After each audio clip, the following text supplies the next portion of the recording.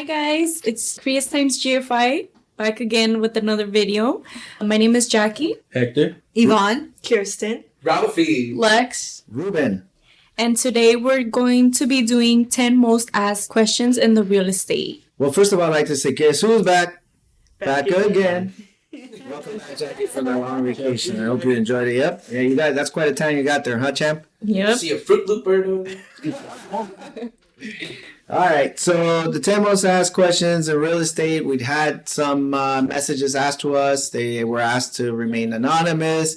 So I'll give the anonymous answer. We'll give them their answer to their question. The first question applies to Alexis. The question goes as follows. If I have a property and I get foreclosed on and had a lot of equity, what happens to the surplus once I get foreclosed on? So it depends on if it's bank owned or if an investor came and picked it up on the auction date.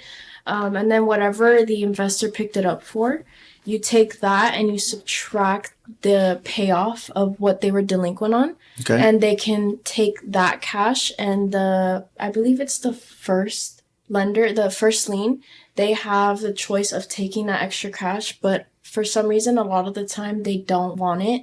And then that's what the borrower Is entitled to get back. is entitled to get back.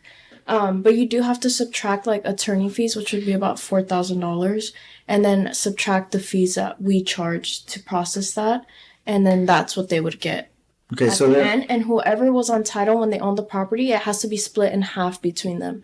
So if it was a Got wife it. and a husband, it's 50-50. got it. Okay, and so they don't really lose their money. There's a chance of them getting that money back. Yeah. Okay, cool. Good. Thank you for that. Another person asked me an anonymous question. This question will be for Yvonne because she works the grants. How to qualify for a grant for zero down? So there's grants and there's also the 0% down payment. But for the most part, both of them require the same requirements, which is 3 years of tax returns. Also, you have to look in the city that you're applying for, because how the grants work is first come, first serve. Okay. So you have to go to the city, depending on what city, and fill out an application and provide any documents that they're requiring, which is for the most part your 3-year tax returns, your pay stubs. They want to make sure that you don't own any property in the past 3 years, because you really have to be like a first-time home buyer. Let's say you bought a house 5 years ago and you sold it, so you'll still be considered a first-time home buyer because you haven't owned in the past 3 years. Okay. And it all depends on the funds. So it's first come, first serve. You submit the application, and a lot of the times they do a lottery or they go based on the application. For instance, I got a client a grant in the city of Upland, and it was a few years ago, and it was for $130,000. Wow. They qualified for it, but at the end they decided not to proceed with the purchasing the property in Upland. You're But kidding we me. got approved. Yes. So they had a $130,000 grant, a chance to buy a house in Upland, which is known as a good area in San Bernardino, right? San Bernardino? Yes, in Okay. Bernardino County. And they said no? Yeah, they didn't want the area. They wanted Riverside instead. It is what it is. So, you know? but it's just submitting the documents. But for the most part, you have to check with the city because the cities they run out of funds, and it's a first time, first serve. So there's First city come, grants? first serve program. Mhm. There's city grants. Are there any state grants? I think you said CalFA, CalHFA? Well, the CalHalfa is the 0% down payment. That one you can apply. Okay. They don't really run out of funds as long as you qualify. You do have to provide your last 3 years tax returns as well. Right. And the difference between the grant and the 0% down payment, basically the grant you can use it towards your closing costs and the down payment. Right. As of 0% down payment is just, for instance, the down payment itself. And it's a silent second. Okay. So it's a second loan. And there are a few guidelines. For instance, if you have to live in the property for 3 years and a month. And then if you live in the property for the 3 years and a month without refinancing or selling, then it becomes free. Then they'll Got send it. a reconveyance. So it is a So it's a silent second. conditional It's a grant. conditional grant. Gotcha. Yes. Okay. And also there are options for the closing costs as well, but that one it is a loan. Okay. So, and there's a lot of programs. Like we have a program that is 0% down payment. There's also income limitations.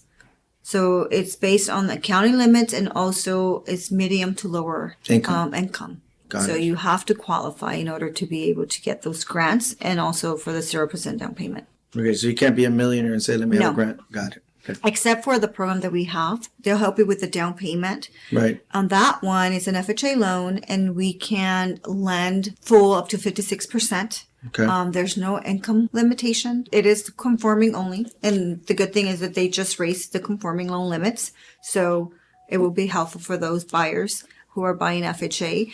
And as long as you don't refinance, it is a refinance or sell. It is a hard second. But if you live in the property for 10 years, then it's considered a grant. Okay. But if you do refinance or sell, you do have to pay it back. Gotcha. Okay, thank you for that. And moving on to the next question. So Anonymous asked a question because we offer a lot of reverse mortgages, right? And we offer the opportunity to sell and purchase reverse. And the question is, how does selling and buying a reverse benefit the consumer? And that question will apply to Jackie. Okay, so a lot of these homeowners that are doing the selling and buying through the reverse is a lot of them are already retired and they're living in a house that's probably like, for example, a 5-bedroom, 2-story, maybe. And it's just them two already. Kids already moved out, they're already in college. So the way the selling works is that we will sell their house with the contingency of finding a replacement home. Okay. And they will downsize to a house that they're more comfortable in because Right. they're getting older. They don't want to be going up the stairs or down. Right. Cleaning the house is difficult for them. Right. So we would downsize them to maybe a 2-bedroom, 1-bath in a nicer area. And in the new home, they wouldn't have any more payments. They wouldn't Right. have to worry about that because currently in the home they live in, they have a lot of equity and they're making the payments, and most of them are retired and they're receiving some type of pension. So they can use that pension for any personal needs that they have instead of wasting it on their mortgage. And basically they would just sell the home, buy with the reverse, and they wouldn't have to worry about their payments and have a smaller home where they're more comfortable in and much more convenient for them. Thank you for that. So Anonymous asked a question in reference to bankruptcy, and the question goes as follows. This question will apply to Hector. How does bankruptcy affect my credit, and how long does it take for you to remove it from my credit, and how can I enhance my credit score? Well, bankruptcy is going to affect your credit because it's going to drop it a lot of points. I believe it's over 200 points, if I'm not Yes, mistaken. that's what. Yes. And when it comes to removing bankruptcy, typically we look at the date of filing to see if it's past the 10-year mark, and then we can remove it that way. Also, we can look it up by the docket number, see if there's any mistakes, and I believe we can remove it that way as well, correct? Right, that's correct. Yes. And obviously, if you remove the bankruptcy from your credit, it's going to enhance your credit a lot by going back up. Yes, sir. That's right. It's funny you say to look at the docket number to match the credit profile. Right. That's correct. And if they make a mistake, then that has to come off, and they can't put it back on. So yeah, Okay. good. Thank you, Hector, for that. You're welcome.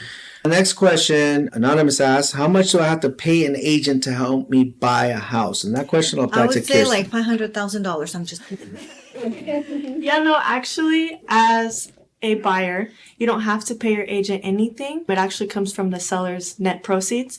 So basically, once you submit your offer and it's accepted, there's going to be a difference of how much the seller's actually going to net. And so they just use a percentage of your offer amount to pay the buying and selling agent. Okay, so you pretty much represent the buyer pro forma until you find them a home, then you get paid. Yeah. Okay. Yeah, and you know what? I know in the past I've experienced agents who charge buyers to show properties. I don't find that being ethical. I myself can't and wouldn't do something like that. Whether it is or it isn't, the DRE would know, but I've seen that happen. So the question that this anonymous person asked is a good question, and I'm glad you were able to answer that for them. Appreciate it. Okay, then this other individual, his name is Kevin. He put his name Kevin, so he didn't remain anonymous. So Kevin, and this question applied to Rafael, is should I sell my current home before buying a new one? No, you don't necessarily have to sell your home before buying a new one. Many Okay. homeowners think that they're going to be homeless for a bit or living in a hotel until they found a replacement home, but you can actually sell your home with a contingency of finding a replacement home where escrow won't be open until... So you won't close the escrow until they close the other deal. Yeah, they will Pretty much, Yeah, basically. yeah. So because it's concurrent, Oh, I was gonna add that escrow will just give you like a settlement statement when you're like submitting offers to show the proof of funds instead of bank statements because you don't have the money currently. Right. So escrow gives you a settlement statement as proof of funds. That's correct. Okay, and then you don't close one escrow because it's contingent until the other escrow closes, and then that's how it would work. Let's say meaning in the way that do you have to sell a home to buy a new one? As long as you qualify for both, you could buy the new one and not sell your own home. You can rent it as well. So there's ways to, Different there's ways, yes. there's different ways, different programs that can help you with that. This next question, thank you, Rafael, for that. Next question is actually asked by Rebecca. And this question goes to Yvonne. What if my offer is rejected or not accepted? So there's different ways that you can go about it. You can speak to your agent and ask any reasons why your offer got rejected. You can try to see if you can counter, because there are some agents that do reject, or sellers that do reject your offer. And it could be possibly because they accepted a higher offer or not. But for the most part, if it's been rejected, I would suggest for you to speak to your agent and see if you can. Speak to the agent and see how you can resubmit or counter the offer. And if that doesn't work, then I would just suggest for you to look for another one. Because it may not be for you and something Yes. better might come along. So don't get discouraged and think like, oh my God. Things happen for a reason. Yes, I'm a firm believer in that too. Okay, and this next question, John from Ontario asked, and this question will go to Hector. Can I submit more than one offer at a time, different properties? To answer the question, yes. And I would say talk to your clients when you're done showing, because you always want to have more than one option, because the worst thing is to put all your eggs in one basket for that offer to not get accepted and you lose on another home that they really like too. So you can do what you can do is talk to your buyers, see what houses they really wouldn't mind living in, and they really like, so you can submit multiple offers on different properties. And if they're the buyer, talk to your agent and you guys can take it from there. Okay, Hector, thank you for answering that question. Now, this next question, back to Anonymous, comes to me. And the question is, why do I have to pay to cash out my own money? In the beginning, when I started real estate, I asked myself the same question, but I own the house already. And if I own the house already, why do I have to get another loan on my own home to be able to cash out $300,000? Well, there's two ways of getting your cash. You sell that property and get your $300,000. Because the other one, you can't go to the backyard and grab a shovel and then dig it up from the dirt, right? It's not going to happen. You're going to find $300,000. But your property is your collateral. The property you may own, but your property doesn't have an ATM machine attached to it. So your property has a collateral. The property, let's say the property is worth $1 million and you owe $500,000. Then your property sits on $500,000 equity minus escrow fee, title fees, and whatever other fees. Let's say you have $480,000. Does that mean that because you have it there, you can just go get it, walk into a bank and pull it out? No. So what you would have to do is find another lender to replace your current lender, allowing to cash out whatever it is that you're trying to pull out. And with pulling that out and the new lender approving you, now you have access to the $300,000 as an example that I'm giving you. So when you're doing that, then, you're able to get your money. You would have to refinance and use your property as collateral with the new lender. So that is how you get your own money. And Yvonne, thank you there for being entertaining. I appreciate you being very silly over there in the background. So is there anything you want to chime in on this question, number 9? I had the same question from a client like a few years ago. They just couldn't understand, why do they have to pay to get their money out? And it was kind of hard for them to kind of understand it. So the way I explained it was like, well, we don't own the land. We own just the property. And in order for you to get money, you have to have a lender and refinance it. Gotcha. It's kind of like getting the money in advance. Mm-hmm. So you're using your property. They're seeing your property as a security that they're going to get that money back by one way or another. Yeah. Mm-hmm. The collateral. The collateral. Okay, cool. And the last question, and I'll call this a group answer. We can all chime in. This question was asked by Linda, and Linda from, is it Downey? I think, yeah, Downey. Linda from Downey is asking, what is included in closing cost fees? So I guess all of us can chime in on this. It could be the charges, the origination charges, whatever the loan What's officer. origination? the loan officer is going to charge. Lender? It's the lender. Escrow fees. Title fees. Processing fees. Notary fees. Insurance. Underwriting fees? The interest too. Also the impound account. Oh, yeah, when you have to set aside, when you have yes. to include the taxes and insurance on your payment. Yeah, so there's a lot of fees that come with closing costs. There's origination, escrow, title, credit, appraisal, If right? the seller's gonna get back money, that's also. Yeah, that would be part on the seller side. But yeah, you know what? That's good that you brought that up because closing costs for what? Buyer? And then there's closing costs for seller. So that's good that you brought that up. So for the seller side, it would be escrow, title, whatever the agent charges you on your The on commission. commission, right? What else? For the seller side, it would be the proration of the property taxes, the hazard insurance, the agent fees. Could be like state tax liens that you have to pay off. If there's at the any closing tax liens, yeah. escrow. That's true. There's any judgments or liens. Judgments, yeah. And on the buyer side? The same as we Minus mentioned. the agent commissions? the agent commissions.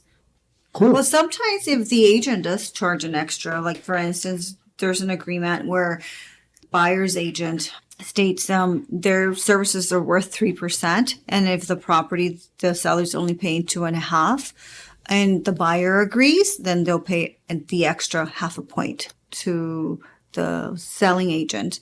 So that will be also a You can cost. get some seller. Yes, if the buyer decide. No, that would be a cost to the buyer.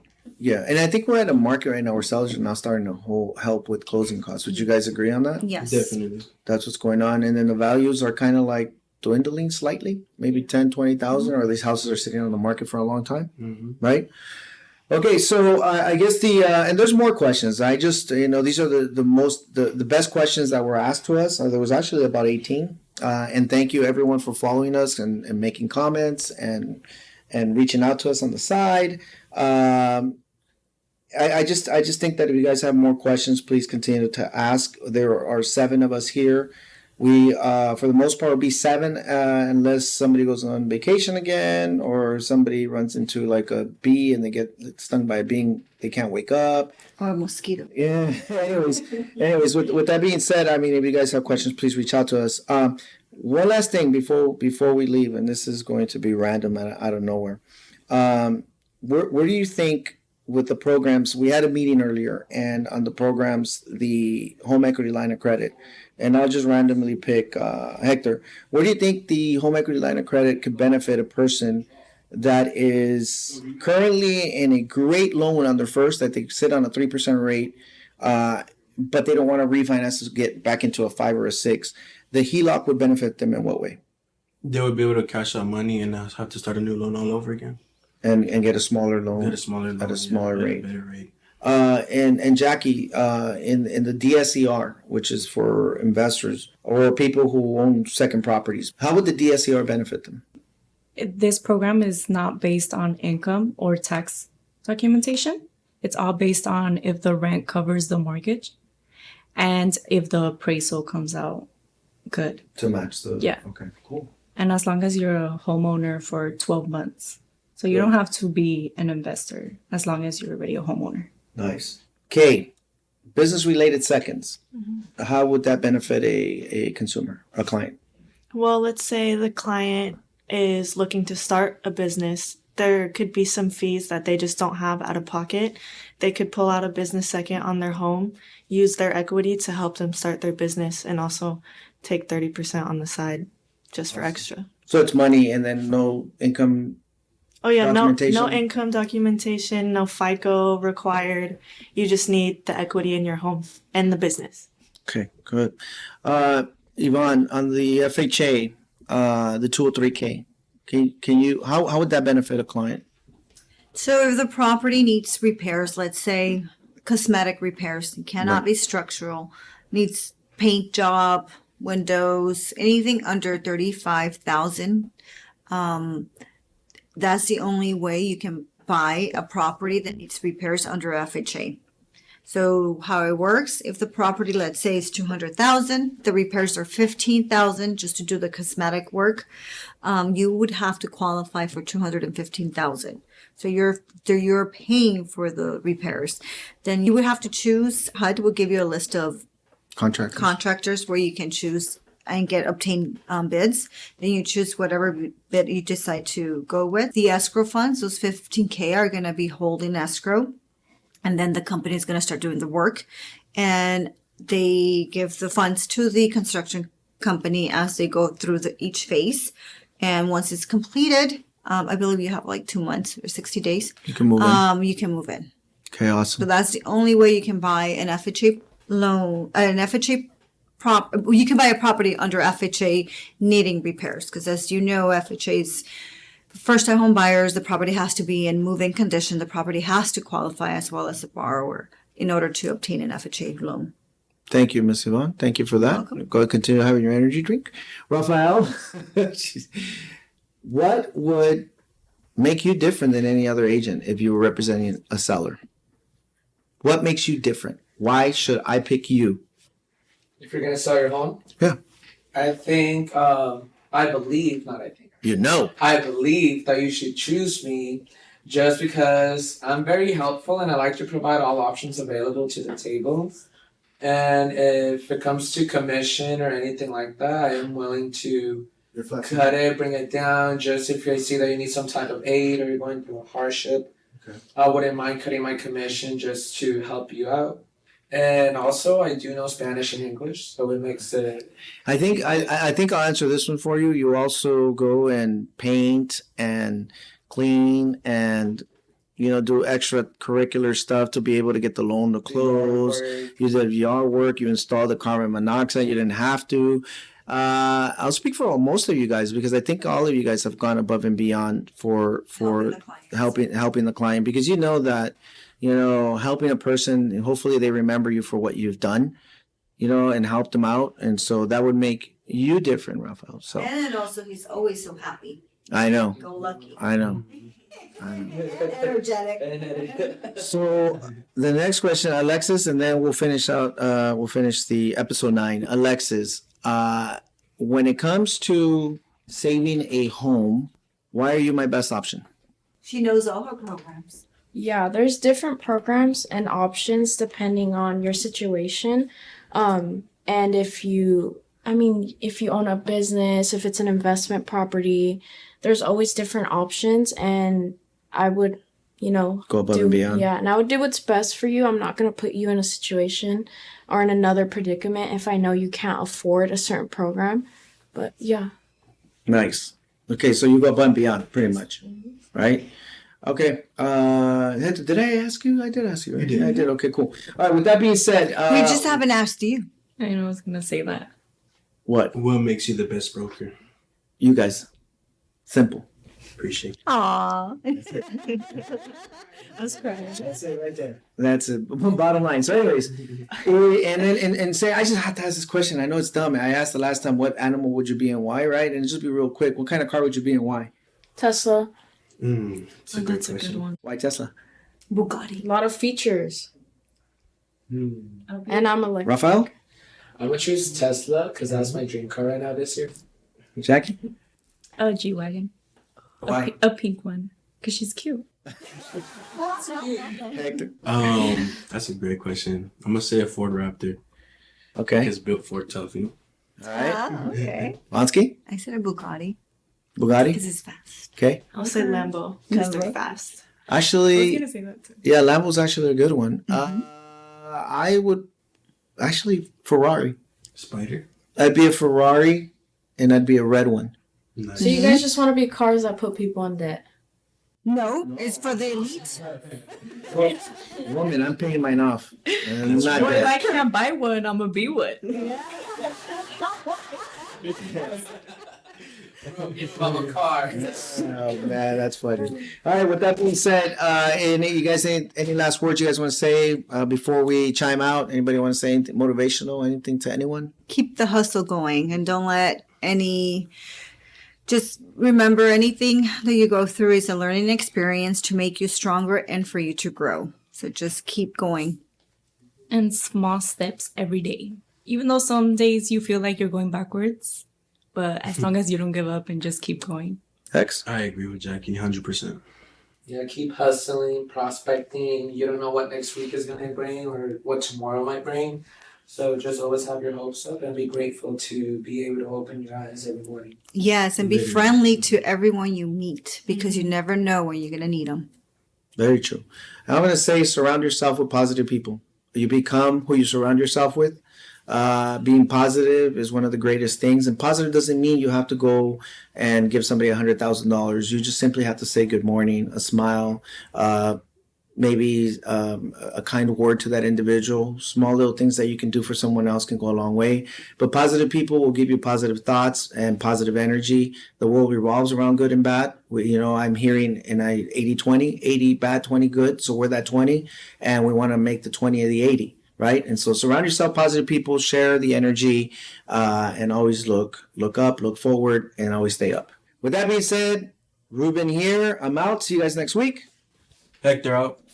Jackie. Yvonne. Kirsten. Rafael. Lex. Bye, guys. Take care. Adios. Thank you.